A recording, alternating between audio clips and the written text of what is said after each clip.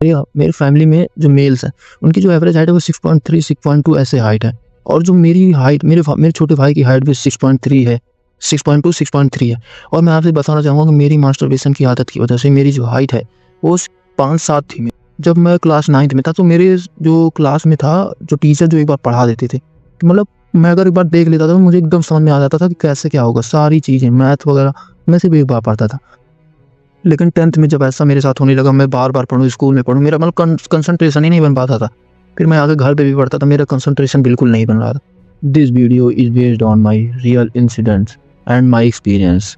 आज की वीडियो में मैं बात करूँगा कि कैसे मैंने अपनी ज़िंदगी को नर्क से भी बदतर बना लिया। मैंने ऐसे कौन-कौन सी गलतियाँ की थी, जो आप भी करने वाले हो। अगर नहीं की हो तो आप वो उन गलतियों को मत कीजिएगा। इन सब की शुरुआत होती है लॉकडाउन में। जब मैं क्लास 9th में था और मेरा 9th का एग्ज़ाम ख़त्म हुआ था और उसी टाइम पे लॉकडाउन स्टार्ट हो गया था। तो मेरा जो पूरा 10th था वो पूरा लॉकडाउन में ही बीता था। और 10th में मेरी जब ऑनलाइन क्लासेस चल रही थी तब मुझे पहली बार फ़ोन मिला था। मैं आपसे बता दूँ कि मुझे 8th तक मुझे कुछ भी पता नहीं था। सेक्स, मास्टरबेशन, पॉर्न, इन सब के बारे में मुझे बिल्कुल भी आइडिया नहीं था 8th तक।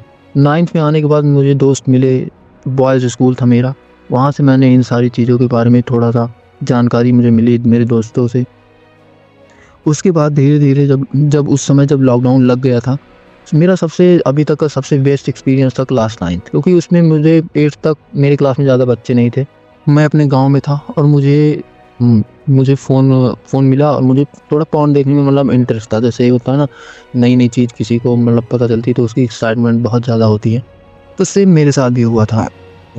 दोपहर में मेरी क्लासेस चलती थी, मैं गाँव में था तो मेरे यहाँ इंटरनेट नहीं था, तो मैं ऊपर चला जाता था छत पे, अलग रूम था मेरे, तो मैं वहाँ पे फ़ोन लेके बैठ जाता था और मेरी ऑनलाइन क्लासेस चलती थी और मैं बैकग्राउंड में पॉर्न देखता था।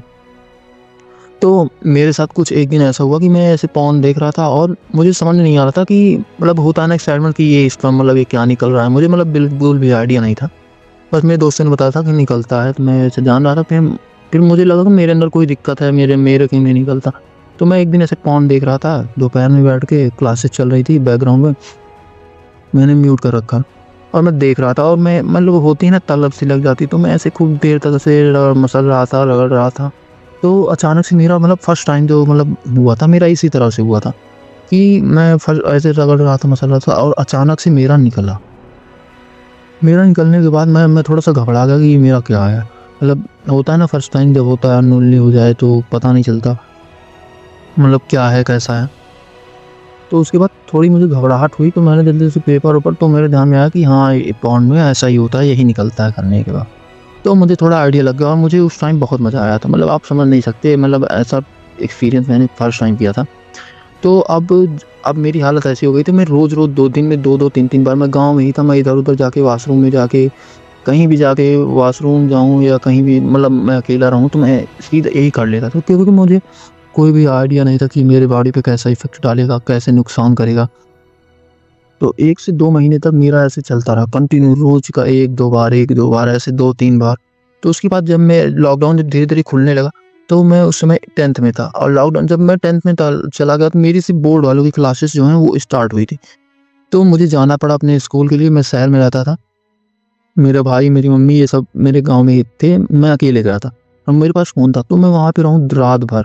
रात भर में 3 बार 4 बार ऐसे मेरे साथ होने लगा, क्योंकि मुझे पता ही नहीं था मैं मतलब इसके हार्मफुल मतलब इतने ज़्यादा हार्मफुल इफ़ेक्ट्स हो।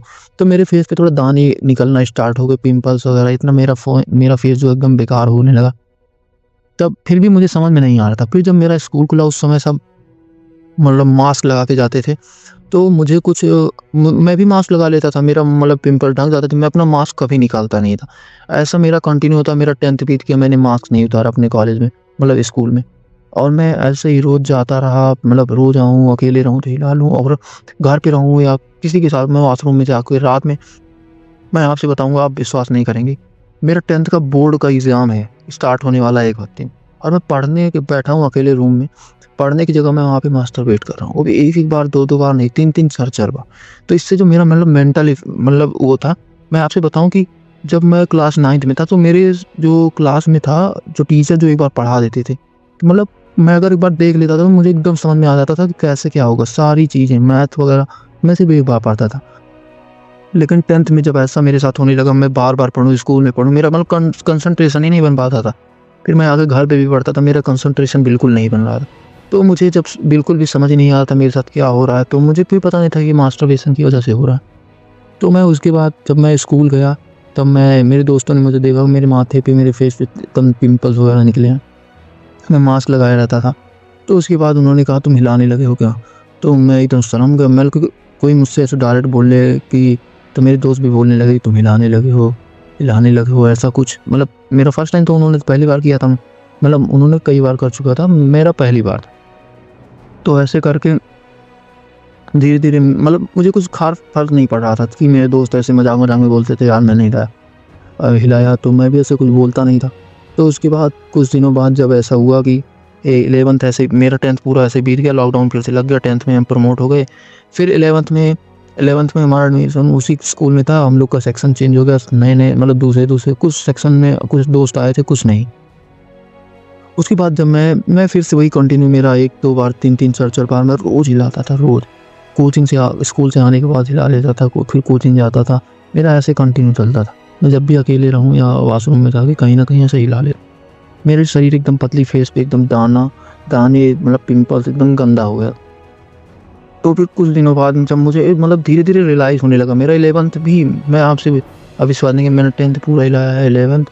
उसके बाद जब 12th में मैं आया, तो धीरे-धीरे मुझे समझ में आने लगा, मैंने वीडियोज़ वगैरह देखी यूट्यूब पे, थोड़ा रिसर्च किया, तो उसमें मुझे पता चला कि मास्टरबेशन के हार्मफुल इफ़ेक्ट, और जो मैंने एक्सपीरियंस किया था वो सारे इफ़ेक्ट उस वीडियो में वगैरह में, मैंने जब रिसर्च आर्टिकल ये सब पढ़े, तो मुझे पता चला कि हाँ, इनसे ये सारे नुकसान। तो मैंने धीरे-धीरे 12th में अपना ये सारा फ्रीक्वेंसी जो है, मैंने इसे कम करने की कोशिश, लेकिन नहीं होता था, क्योंकि मैं 2 साल से लगातार हिला रहा हूँ, और मैं चाहूँ कि 1 हफ्ते में नहीं हिलाऊँ, तो भी ऐसा पॉसिबल ही नहीं था कि 1 हफ्ते में कोई मतलब एकदम नियम बन जाए कि आप नहीं हिलाएँ। लेकिन मैं धीरे-धीरे कोशिश करता था, 1-2 दिन मैं अकेले रहने से बचने लगा था। फिर मुझे याद है, जब मेरा 12th का बोर्ड एग्ज़ाम चल रहा था, तो मैं पहली बार ऐसा हुआ था कि मैं 1 महीने तक नहीं लाया था। उस समय मेरे अंदर एकदम एनर्जी थोड़ा हाई फ़ील हुई थी, और नहीं तो मेरी एनर्जी हमेशा लो फ़ील करती, मेरे पास कॉन्फिडेंस नहीं था। मैं क्लास में ऐसे छुप के बैठता था, और मैं किसी से आँख मिला के बात नहीं कर पाता था। ऐसा ही मेरे साथ चलता रहा। फिर 12th में जब मैंने एक बार 1 महीने के लिए नहीं लाया, मेरा बोर्ड एग्ज़ाम चल रहा था। मतलब था, मैं ऐसे कुछ बिज़ी था, मेरे भाई का भी बोर्ड एग्ज़ाम सबका चल रहा था, तो हम लोग साथ ही रहते थे, साथ ही आना-जाना, साथ में घर पे हमेशा कोई ना कोई रहता था, सबकी छुट्टियाँ चल रही थी। तो ऐसे ही मेरा 12th मतलब बीत गया, तो मेरे मतलब जो फेस पे दाने, वो मतलब फिर भी नहीं कम हो रहे थे, तो थोड़ा-सा डिमोटिवेट होता है। लेकिन फिर मैंने सोचा कि मैं चलो एक बार दवाई ले लेता हूँ, मतलब दवा ले लेता हूँ कि चल के डर्मेटोलॉजिस्ट से। तो मैं गया, दवा लिया उनसे, डर्मेटोलॉजिस्ट से, उन्होंने मेरा फेस देखा, और उन्होंने मुझे कुछ दवाएँ दी, बेसिक दवाएँ थी, आपको नाम पता होगा, आइसोट्रेटिनोइन, और एक और था मॉइस्चराइज़र, ठंडी का सीज़न चल रहा था उस समय। तो उन्होंने मुझे वो दवा दी, और मैं वो 1 महीने के लिए खाया, फिर दोबारा गया, तो मेरे पिंपल्स जो हैं, दाने वगैरह एकदम ख़त्म होने लगे थे। तो मैंने एक बार और गया, फिर मुझे मतलब थोड़ा मेरे बॉडी में एकदम रूखा-रूखापन, चिड़चिड़ापन आने लगा, तो मैंने दवाई खाना बंद कर दी, और मैंने ट्रीटमेंट भी लेना बंद। तो मेरे मतलब दाने थे लगभग बहुत कम हो गए थे, बस कहीं-कहीं हल्के-फुल्के थे। लेकिन मेरी जो फ्रीक्वेंसी थी वो बहुत कम हो चुकी थी, जैसे दिन में मतलब वीक में 3 बार, 4 बार, मतलब मेरे लिए बहुत कम है, जहाँ मैं रोज़ दिन में 2-2 3-3 4-4 बार ऐसे करता था। उसके बाद जब मेरे साथ जब मेरा कॉलेज में एडमिशन होना हुआ, तो मैं यहाँ पे आया, और जब मेरा कॉलेज में एडमिशन हुआ, तब मेरे मतलब फेस पे पिंपल्स से मतलब बहुत कम थे, दाने वगैरह निकल आते थे। पिंपल्स वगैरह मतलब दाने वगैरह मेरे फेस पे आ जाते थे, तो मैं मतलब थोड़ा-सा मैं मतलब केयर करना शुरू कर दिया मैंने। फिर तो मेरा कॉलेज में मतलब 1 सेमेस्टर बीता, दूसरे सेमेस्टर में मैंने कुछ ऐसा मतलब स्किन केयर रूटीन मतलब मैंने फ़ॉलो किया, कि जिससे कि मेरी जो स्किन है वो थोड़ा इम्प्रूव होने लगी, और मतलब मेरी फ्रीक्वेंसी भी कम होने लगी, क्योंकि यहाँ पे मैं हॉस्टल में रहने लगा था। तो मेरे साथ हमेशा दोस्त वगैरह सब रहते थे, तो मतलब मेरी फ्रीक्वेंसी बहुत कम हो गई थी, हफ्ते में 1 बार, महीने में 1 बार, 2 बार, 3 बार ऐसे। तो धीरे-धीरे मेरी बॉडी में इम्प्रूवमेंट आना शुरू हो गया, लेकिन मतलब एकदम से मैंने मास्टरबेशन नहीं बंद हो पाया।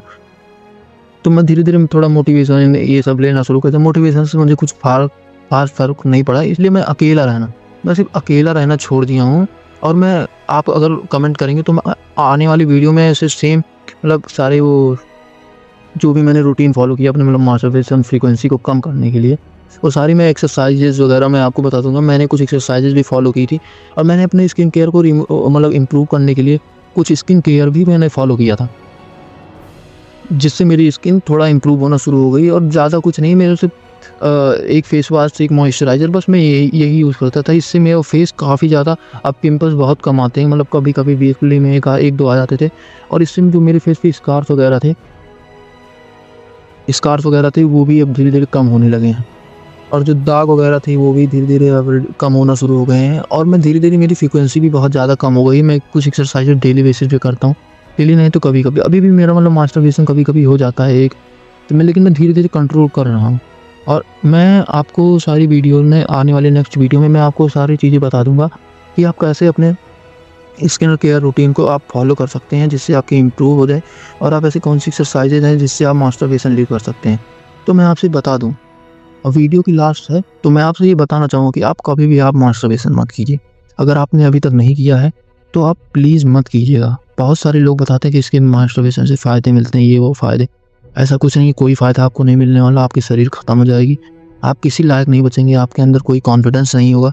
इसलिए मैंने अपनी हाइट को भी मैंने इम्प्रूव करने के लिए कुछ एक्सरसाइज़ेज़ और रिसर्च करके आर्टिकल्स वगैरह इन सब को फॉलो किया है। और मैंने एक प्रॉपर वीडियो भी बनाई है, जिसे आप फॉलो करके आप हमारे चैनल पे मैंने अपलोड कर दिया है। आप उसे देखकर आप भी अपनी हाइट को इंक्रीज़ कर सकते हैं।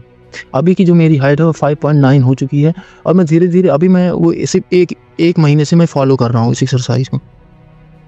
और मैं आपसे कहूँगा कि आप भी उस एक्सरसाइज़ को फॉलो करके आप अपनी हाइट को इंक्रीज़ कर सकते हैं। तो वीडियो के लास्ट में मैं आपसे फिर से बताना चाहूँगा कि अगर आप मास्टरबेशन नहीं करते हैं, तो आप प्लीज़ मत कीजिएगा। आपको फ्रेंड्स आपको इन्फ्लुएंस करेंगे, तो आप प्लीज़ उनको इन्फ्लुएंस मत होइए। अब अपने छोटे भाइयों को भी समझाइए कि वो इन सब चीज़ों में ना हो। आप ओपनली बात कीजिए, क्योंकि ये सारी चीज़ें बहुत ज़्यादा नुकसान देने वाली हैं। आने वाली वीडियोज़ में मैं और सारी अपनी रियल लाइफ़ एक्सपीरियंसेस मैं आपसे शेयर करूँगा। Thank you for listening my story.